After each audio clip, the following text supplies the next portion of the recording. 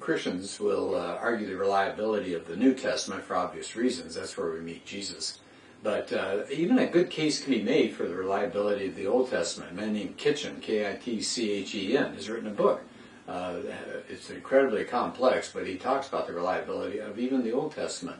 Yes, it's much further back in time, and many records have been lost over the years. But I'm just going to run through really quickly just some ways that we can consider the Old Testament reliable. So let's start with the patriarchal period. So we're talking Abraham, maybe 2000 to 1800 or so BC. Do you know, one example is they're mentioned in the Old Testament 2 or 3 times the price of slaves that are sold. And from other records from other societies, that price is right in line. The names that are popular during that time are popular in some of these other cultures that are around them. So that seems to hold up fairly well. I mean, it's, like I said, it's so long ago.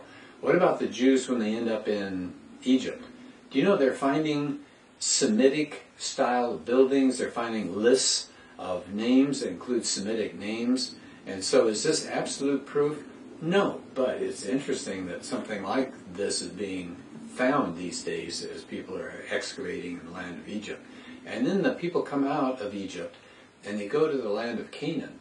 We have all sorts of letters from Canaanite rulers begging the Egyptians to come help them, that they're being swamped, they're being invaded. Now they don't say right there, and these are Israelites. So we can't prove that, but it's interesting that there were a lot of social migrations during this time.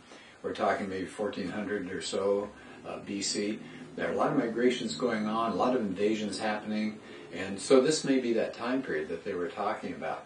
So they get in the land. Now, when they're in the land, what do we find? We find results of some of these places that got pillaged, Hatzor and Ai and Jericho. So it looks like they got hit by some invasion during this time period.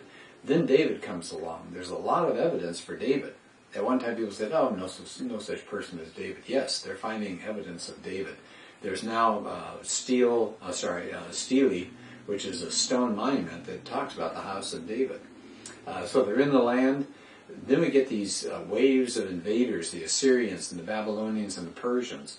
Much of that that's in the Bible is reflected in their own writings. In other words, the Assyrians, what they have to say, and the Babylonians and the Persians, that connects with this story. So do we have absolute certainty that all of the events happened? No, it's just way too far back in time. But it's just interesting the kind of things that they're uncovering. And if you have a chance, take a look at my videos and my PDF book, because I spend more time talking about these kinds of things.